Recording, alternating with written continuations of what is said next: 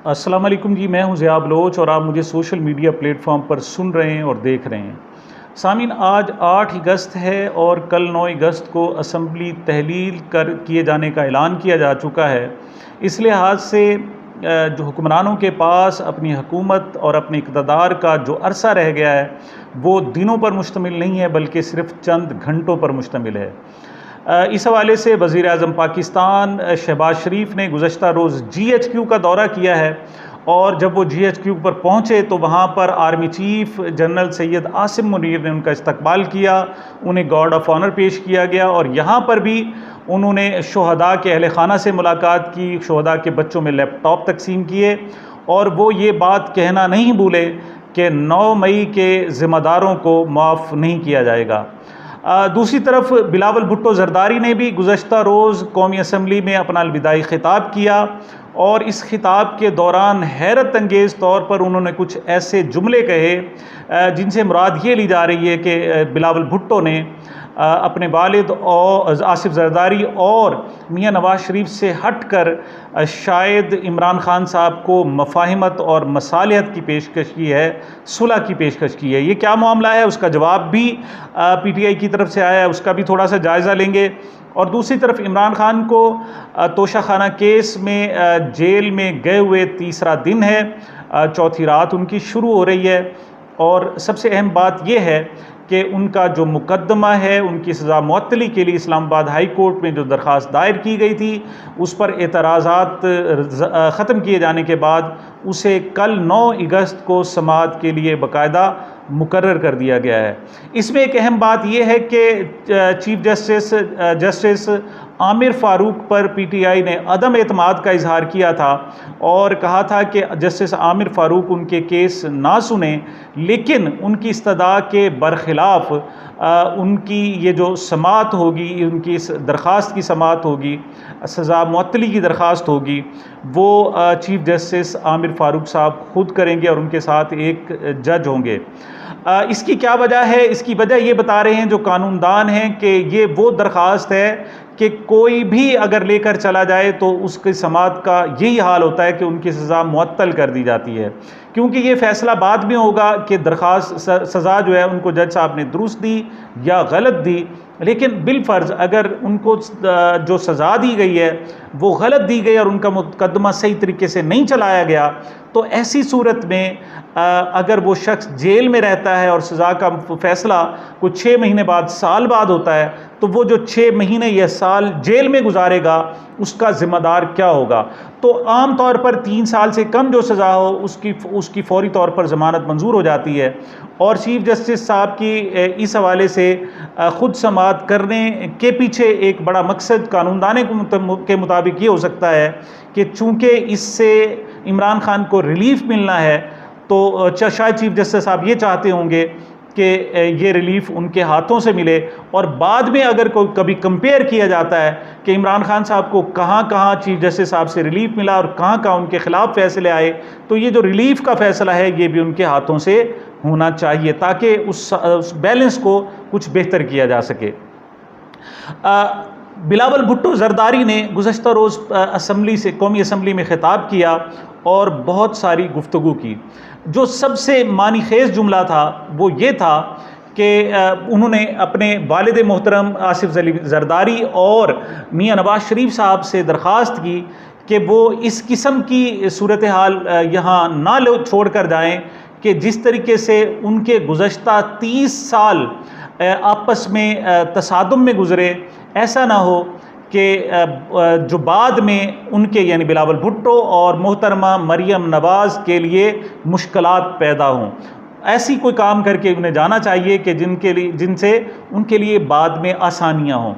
इससे ये फ़र्ज़ किया जा रहा है कि उन्होंने इमरान ख़ान को जो हालिया सज़ा दी गई है इस पर उन्होंने अपना मैसेज दिया है और उन्होंने इस पर नापसंदीदगी का इजहार किया है कि इमरान ख़ान को इस तरीके से इस किस्म के फजूल और छोटे और झूठे मुकदमे में सज़ा मुनासिब नहीं है। अगरचे बिलावल भुट्टो ने इसे जो नाम लिया इमरान ख़ान साहब का, उसमें इस सज़ा को उन्होंने मकाफ़ात अमल का नाम दिया है, लेकिन जो उन्होंने इस हवाले से ज़ाहिर किया है और जो गुफ्तगू की है और एक मीनिंगफुल जुमला बोला है, वो ये है कि मेरे वालिद यानी आसिफ जरदारी साहब, नवाज़ शरीफ साहब ऐसा काम ना करके जाएं 30 साल में वो जो करते रहे कि बाद में उनके लिए, बिलावल भुट्टो के लिए और मोहतरमा मरीम नवाज़ साहिबा के लिए मुश्किलात पेश हों। इसे एक शायद मफाहिमत का नाम दिया जा रहा है, मसालियत का नाम दिया जा रहा है, लेकिन इसका बाकायदा जवाब भी आया है। खैबर पख्तूनख्वा से PTI के तर्जुमान हैं जनाब बैरिस्टर सैफ साहब, उन्होंने इसका जवाब दिया है। वो कहते हैं कि जनाब बिलावल भुट्टो जरदारी साहब ने गुफ्तगू करते हुए मज़ीद भी कहा था कि अपोजिशन हालात से सीख नहीं रही और उन्होंने उनके लिए मुश्किलात पैदा की। इसका जवाब देते हुए बैरिस्टर सैफ ने कहा है कि बिलावल भुट्टो किस अपोजिशन की बात कर रहे हैं? उस अपोजिशन की बात कर रहे हैं कि जिनका लीडर राजा रियाज साहब हैं। यानी ये एक लॉजिक है कि कौन सी अपोजिशन ने उनके लिए मुश्किलात पैदा की हैं। अपोजिशन तो रही नहीं, अपोजिशन तो उन्होंने खुद पैदा की और मसनूई अपोजिशन पैदा की है। मतलब जो जमहूरियत के मुंह पर, जमहूरियत के चेहरे पर एक दाग है और धब्बा है, और वो गिला कर रहे हैं कि जनाब उनके लिए मुश्किलात पैदा की गई। तो कौन सी मुश्किलात पैदा की गई हैं? दूसरी तरफ उन्होंने, बिलावल भुट्टो जरदारी साहब ने यह भी कहा कि जो इमरान खान साहब हैं वो हालात से सीख नहीं रहे और वो अभी तक उनका वही तर्ज अमल है जो पुराना है। ये भी बड़ी अजीब सी बात है कि आखिर कौन सा तर्ज अमल है? क्या इमरान खान का तर्ज अमल है ये है कि उन्होंने जनाब बड़ी शदीद लड़ाई झगड़े करते हुए उन्होंने कहा जी फ़ौरन मुझे अटक जेल में बंद करें वरना फिर मैं एहतजाज करूंगा। तो क्या अटक जेल में वो खुद गए हैं? उन्होंने कहा है कि मुझे बंद करो, उन्होंने कहा है कि इंतकामी कार्रवाई की जाए, उन्होंने कहा है कि उनके खिलाफ एक तोशाखाना का झूठा केस जिसमें जनाब आपने फॉर्म फिल नहीं किए हुए वो किए हैं। हालांकि उससे पहले जितने भी लीडर्स ने लिए हैं, अब तो सारा कच्चा चट्टा खुल कर आ गया है कि मियां नवाज शरीफ साहब हों, आसिफ जरदारी साहब हों, ख्वाजा आसिफ साहब हों, दीगर जितने भी लीडर्स हैं, उन्होंने जो तोशाखाना से सामान जितना भी लिया, करोड़ों रुपए का लिया। मोहतरमा कुलसूम नवाज साहिबा ने, अल्लाह ताला गनी की रहमत करे, वो फौत हो गई हैं, उन्होंने 10 करोड़ रुपए से ज़्यादा का सामान लिया और उन्होंने अपने फॉर्म में, बी फॉर्म में कभी भी शामिल नहीं किया। कभी ना नवाज शरीफ ने किया, ना आसिफ जरदारी साहब ने, ना ख्वाजा आसिफ साहब ने। अब क्या एक ही पैमाना होगा उसी पैमाने के तहत कि जिस पैमाने के तहत तोशाखाना के नवादरात या तोहफे जो हैं वो अपने फॉर्म बी में दर्ज ना करने पर इमरान खान को सज़ा दी गई है, तो क्या नवाज शरीफ को सज़ा दी जाएगी? तो आसिफ जरदारी को अटक जेल के उसी 9/11 के सेल में बंद किया जाएगा?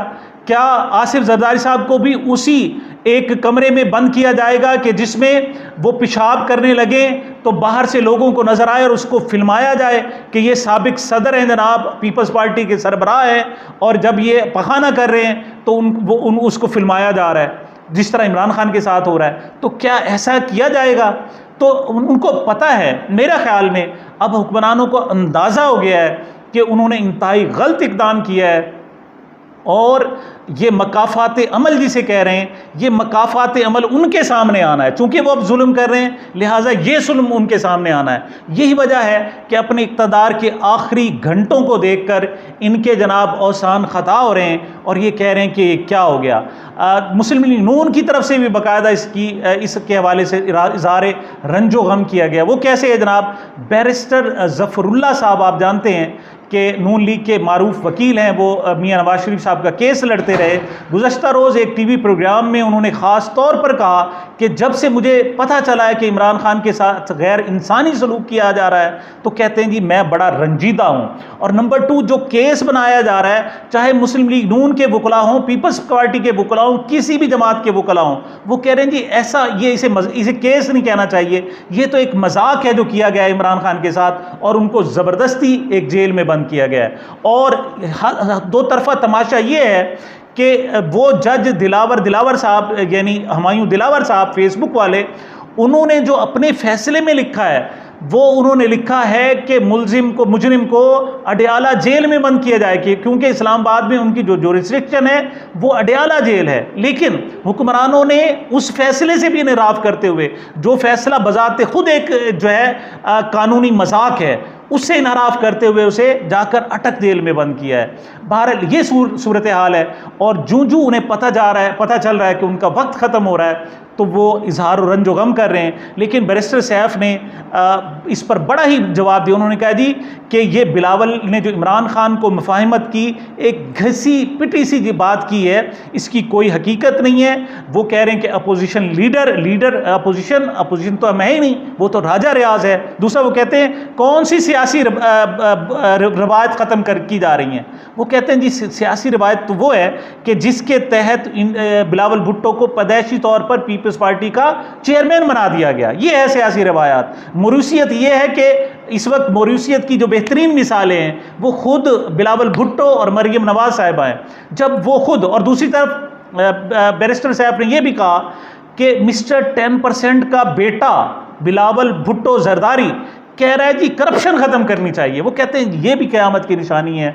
ये सारी सूरत हाल है कि हुकूमत जाते हुए देखकर इन्हें अब अल्लाह ताला भी याद आ रहा है, मकाफ़ात अमल भी याद आ रहे हैं, दूसरी चीज़ें भी याद आ रही हैं। बहरहाल इमरान खान साहब के साथ जो सलूक किया गया उस पर अगरचे अमेरिका खामोश रहा है, लेकिन दूसरी तरफ यूनाइटेड नेशन की तरफ से इस पर शदीद रद्द अमल आया है, और उनके जो अंडर सेक्रेटरी हैं और उनके जो तर्जमान हैं उनकी तरफ से बाकायदा बयान आया है कि वो पाकिस्तान में सारी सूरत हाल को देख रहे हैं। उन्होंने जो दरख्वास्त की है वहाँ उन्होंने जो उस पर अपील की है वो ये की है कि तमाम जो स्टेक होल्डर्स हैं उनके साथ जो सलूक होना चाहिए वो कानून के मुताबिक होना चाहिए। ऐसा नहीं होना चाहिए कि कानून को आप मोम की नाक बना दें और जहां अपने लिए फिट किया जा सके वहां कर लें। ये बात दुरुस्त नहीं है।